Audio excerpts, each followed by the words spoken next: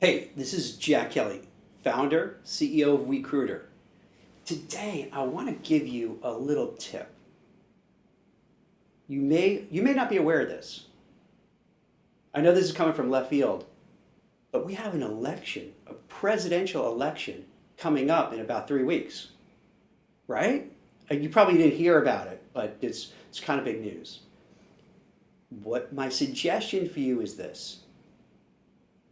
I think we all know that this is probably the most heated, contentious, angry, vitriolic campaign in, I don't know, recent memory. Sure, there were other really, dreadful ones where everybody's at each other's throats, but this, at least to me, seems like the worst, feel ever, in which you have two sides, Democrats, Republicans, that are just in pitched battle against each other. They can't agree with anything. They can't talk to each other. Everybody's fighting with each other, arguing, hating each other, want to kill each other, strangle each other. It's not good, but it is what it is. On social media, Twitter, LinkedIn, Facebook, all you see is just political stuff. On the news, you just can't get away from it. And I understand that, you have your choice, whether it's Biden, Harris, Trump, Pence, or whoever, maybe the libertarians, but I would guess I would have classified myself as a libertarian, but now I don't even know if I'm a libertarian, so I have no party whatsoever. They're all, it's reaching a fever pitch of animosity.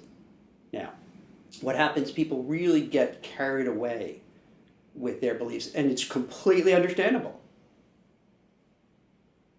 But my role as kind of your advisor is to kind of step back and give you some context, and sometimes say things you don't want to hear.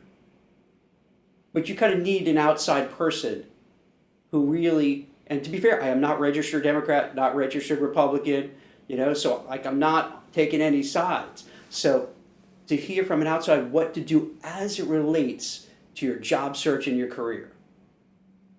I just wrote about Coinbase. Coinbase, you may not be familiar, it's a cryptocurrency exchange and brokerage firm.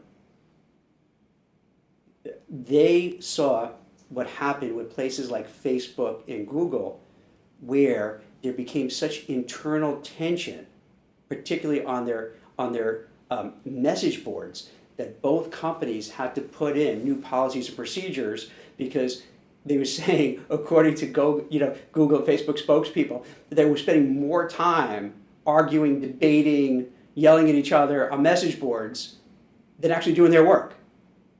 So Coinbase's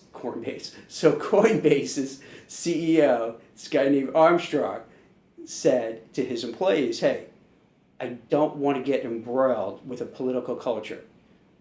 I don't want to have social issues raised, racial equality, inequality issues raised, wealth inequality, inequality issues raised. Don't want to talk about politics. Don't want to talk about whatever the cause du jour today is that everybody's yelling and screaming about.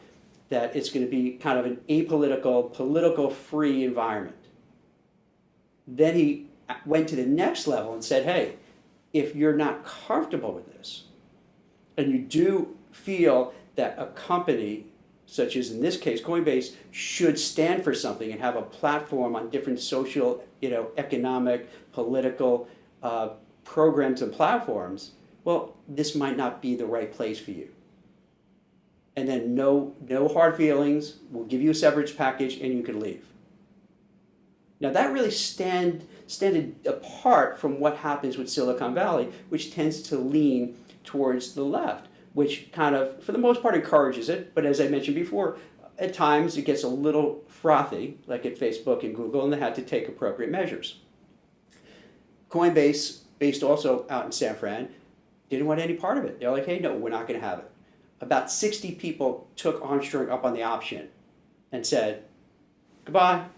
You know what? We feel that, if we work for a company, we want to feel proud of what the company's about, that they have a mission, that they're supportive of the values that us employees, harbor. And we feel if you're not for it, you're probably against it, or you don't care, and that's not for us. And there are plenty of other companies, and presumably people who work at Coinbase are super smart, very experienced, very talented, and could go elsewhere. So they say, you know what, I'd rather go to a place that gives me a voice, and that the company has a voice at the table and articulates it on our behalf, and we feel proud to be there. So they left. And I think we could all agree, we could understand both sides. We may not agree. Some people may say, hey, there should be politics in the office. Others say not. It's everybody has their own thoughts on it. I'm coming from the approach is this. Let's say you're looking for a job. You may be really proud that you're a supporter of Biden and Harris. I would say you would knock on doors to get people to vote, but I don't know. I haven't seen that in my neighborhood, so I don't know if they still do that anymore. Maybe they do that in places that are like really COVID high, because where I am in New Jersey and New York, yeah, it's pretty bad still. So I haven't seen any door knockers. So let's say you're knocking on doors, you're campaigning, you're part of the local Democratic club, on your Facebook page, you're always kind of talking about stuff, arguing with people. On Twitter, you're out there, and even on LinkedIn, Instagram, what have you, constantly saying, champion your cause. Really, rooting for Biden, rooting for Harris, rooting for all the Democrats, rooting for the platform, throwing stones at Trump and saying how awful and dreadful, the bad orange man is. Well, in your circle, that's great. In your circle, fine. And if you believe that, that's fantastic. But what happens is this. And by the way, the same thing holds true from the other side. If you're an ardent Trump supporter and you're out there, pointing the finger at Biden and saying, hey, look at Hunter, his son, and how corrupt he is, and this is terrible, and he has Alzheimer's, and how can you vote for this person, and look what Trump did. So it goes both sides, both ways. So let's take both sides. You're going to interview, and now a hiring manager, looks at your resume and sees that you're campaigning for Trump, you're campaigning for Biden, you're on these, Democratic committees, organizations, Republican organizations. Then they're curious and they look at your social media footprint. And if you don't think hiring managers look at your social media footprint, they do. Trust me, they do. So you count. They do because they want to see who you are. Human nature, people are nosy. They like to snoop. So for sure, they're going to look at it. So they're going to see, hey, not so much, hey, this person's a Trump fan, so forget it, I'll never hire that person at all because they're a Trump fan. Or they want Biden. No, they just want to kind of get a sense. And I believe that hiring managers, HR people, executives, if they look and see really over the top, aggressive,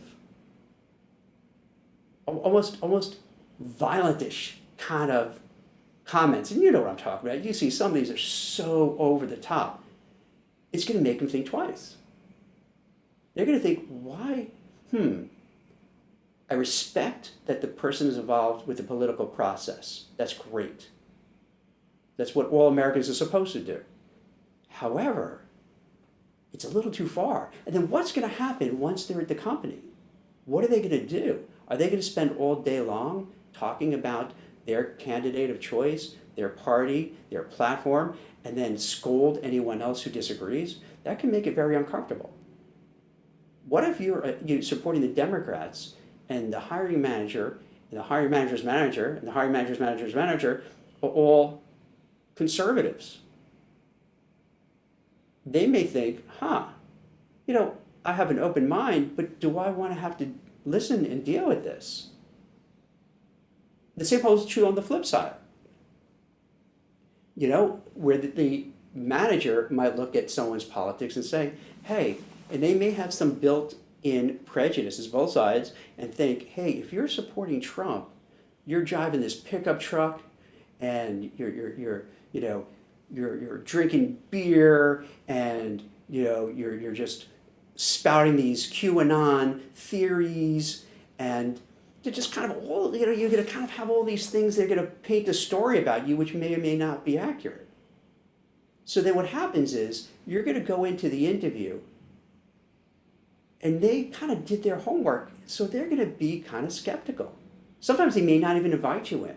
They may say, now that 60 million Americans filed for unemployment since the pandemic started, there definitely is this feel by companies, hey, there's so many people out of work, unless we find someone who is perfect for the job, why bother? We'll wait.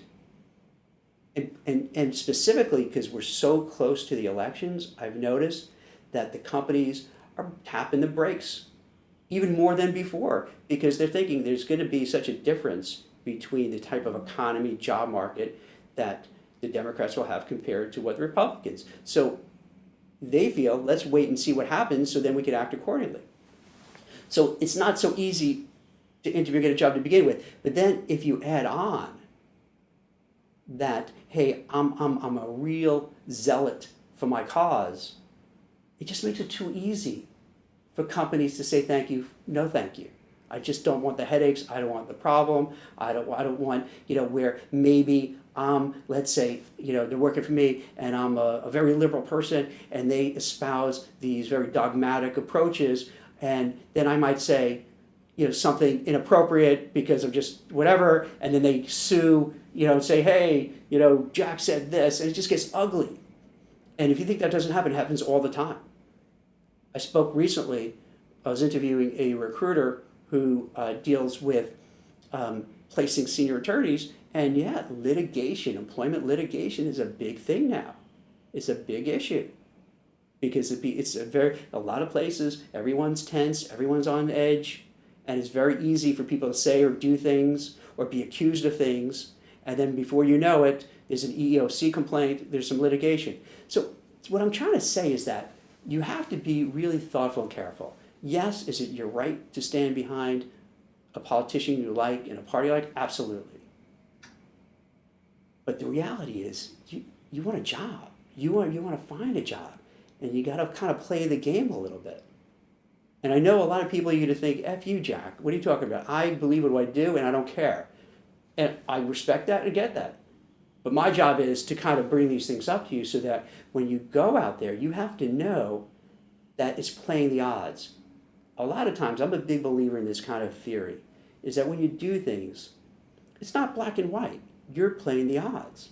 So if you have on your resume and on your LinkedIn, more on Facebook and Twitter, and it shows that you're really vociferous in your support for one party or another, the odds get higher that if you go to interview, they may not want you, even if they're on the same side, because they're a little skeptical and a little worried. How are you going to present yourself there? Are you going to cause problems? Are you going to fight with other employees? Are you going to argue with other employees and then make it just an uncomfortable work environment? And then you have to weigh, is it worth the risk?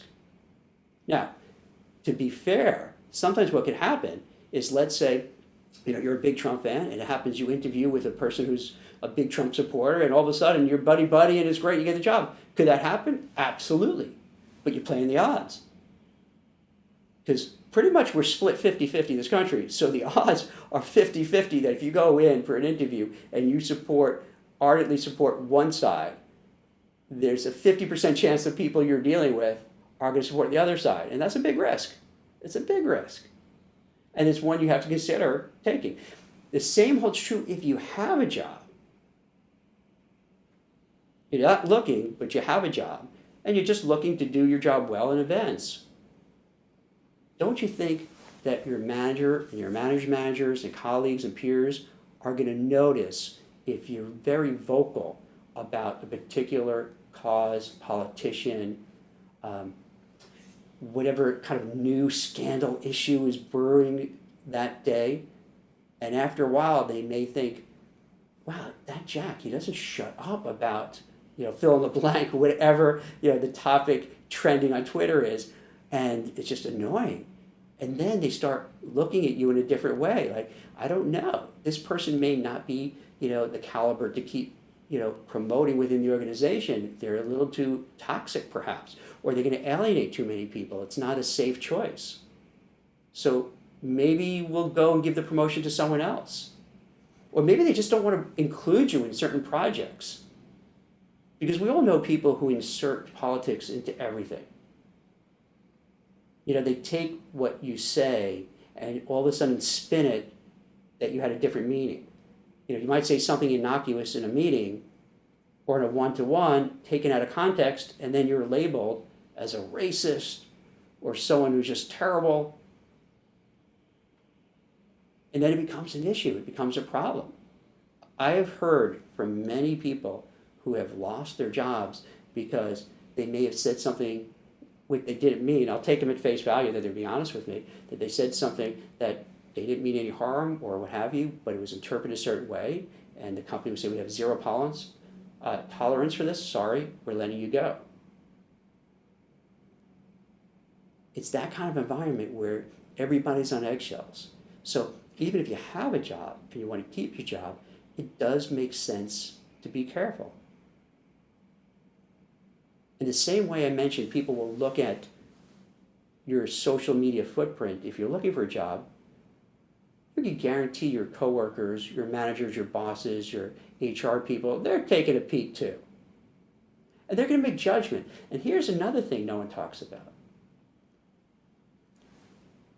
If you might be an HR person, talent acquisition, a hiring manager, an executive, you take a peek at someone's Twitter account and you notice things that you don't agree with, you may never say anything. You keep it to yourself, but you make a mental note. You say, this guy Jack, you know what? I really, because let's say we disagree on politics, I thought I liked him. I really don't like him. I'm really surprised and disappointed by his take on things. Now, he'll never say it to me, or she'll never say it to me, but it's going to be there. And I'm going about my business wondering why maybe I'm not getting that juicy new assignment, why I'm not getting that lateral move to do some new cool stuff that I wanted to do, why I didn't get that bonus what I thought I should get. And it could be because that person vehemently disagreed with what you believe in. They didn't want to say it because they didn't want to have an argument, or they didn't want to get into, as I mentioned before, some sort of legal entanglement where you could say, well, you're only doing that to me because you disagree with me and my political philosophies. They don't say anything, but they know. And they make a note of it, and then you feel the after effects of it. And think of your own life. Maybe that's happened. If you're one of these folks who are really always talking about it, always champion side, and you notice, I didn't get that raise. I didn't get that promotion. And then some other folks who are way better than, and I'm more productive, and I exceed expectations and they didn't. I wonder if that's why. So I know half of you, or 70% of you, or 80%, 100% are unhappy with this. Because we all want to believe that, hey, if we're Americans and we have the right to champion who we want. And I agree. But at the same time, the reality kicks in, particularly the reality in this COVID-19 freaking mess, where there's so much unemployment, there's so much anxiety, there's so much fear, there's so much animosity, there's so much civil unrest. It's just easy for people to lose their tempers, lose their cool, or make snap judgments against you. And the risks are too high. Because if you lose a job because of it, or you lose an opportunity, it's not like a hot job market that you could say, F it, I'll get another one. It's a very different world now. And I hate to be the one has to bring this grim reality to it, but I think I would be doing you a disservice if I didn't bring it up.